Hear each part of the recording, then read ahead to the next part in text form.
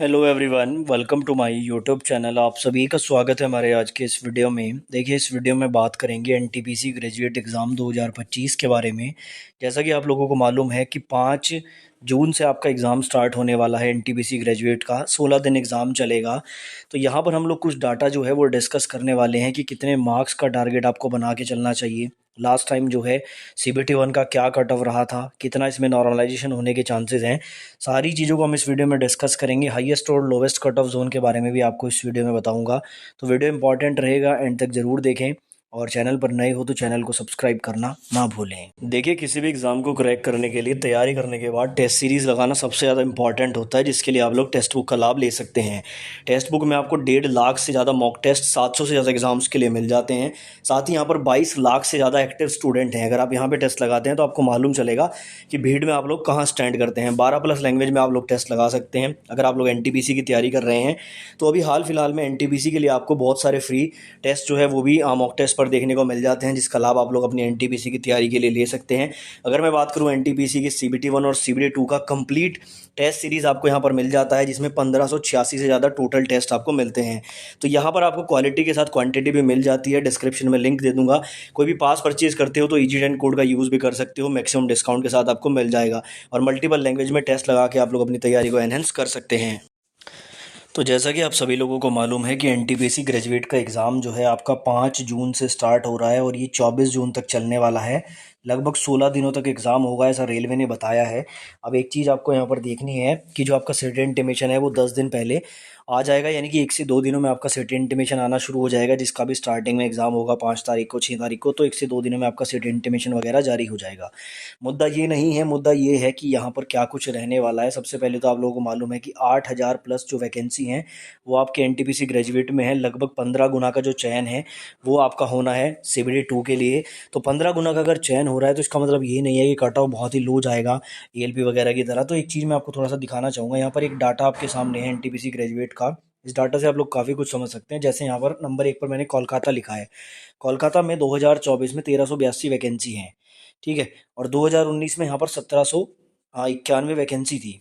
अगर यहाँ पर हम 2019 की बात करें तो वैकेंसी रैंक इसकी 4 थी, यानी कि चौथे नंबर की सबसे ज़्यादा वैकेंसी कोलकाता में थी, लेकिन कट ऑफ रैंक इसकी 7 गई थी।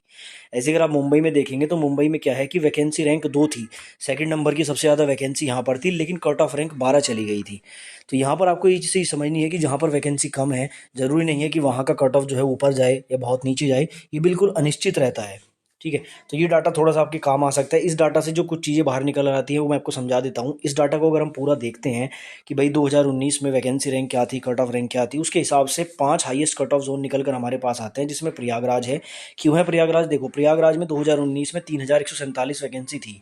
यहाँ पर इसकी वैकेंसी रैंक भी एक थी और कट ऑफ रैंक भी एक थी, यानी कि सबसे ज़्यादा वैकेंसी भी यहीं पर थी और सबसे हाईएस्ट कट ऑफ भी यहीं पर गया था, ठीक है। सीबीटी 1 के अकॉर्डिंग मैं आपको बता रहा हूँ। ऐसे ही अजमेर अगर आप लोग देखोगे तो अजमेर में भी कुछ ऐसा ही देखने को मिला था। अजमेर की अगर मैं बात करूँ तो अजमेर भी हाईएस्ट कट ऑफ जोन में आ रहा है। क्यों आ रहा है? क्योंकि देखो, वैकेंसी रैंक तो यहाँ पर इसकी 8 थी, लेकिन इसकी जो कट ऑफ रैंक है ना वो 2 नंबर पे चली गई थी, इसलिए अजमेर थोड़ा सा यहाँ पर डिफिकल्ट हो सकता है। बाकी देखो, मैंने आपको बताया कुछ भी निश्चित नहीं होता है। वैकेंसी कम हो ज़्यादा हो ये चीज़ें मैटर नहीं करती हैं।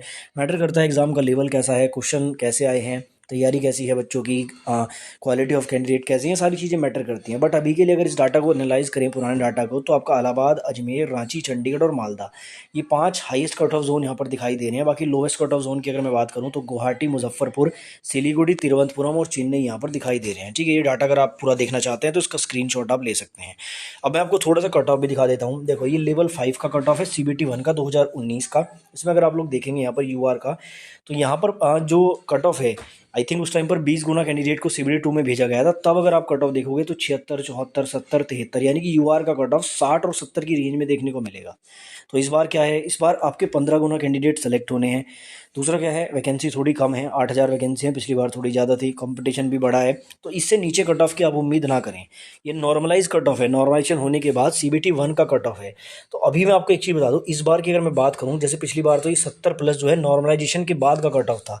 इस बार कम से कम आपको जो है 60 से 65 यूआर वालों को रॉ मार्क्स का टारगेट लेना पड़ेगा, तब जाकर नॉर्मलाइज होकर कहीं आपके 75, 78 तक मार्क्स बनेंगे और 80 तक का कट ऑफ भी जाएगा, गारंटीड है। इस बार सभी जोन का कट ऑफ इक्वल नहीं रहता। अगर आप यहीं पर देखोगे यूआर में तो देखो 59 भी था गुवाहाटी का।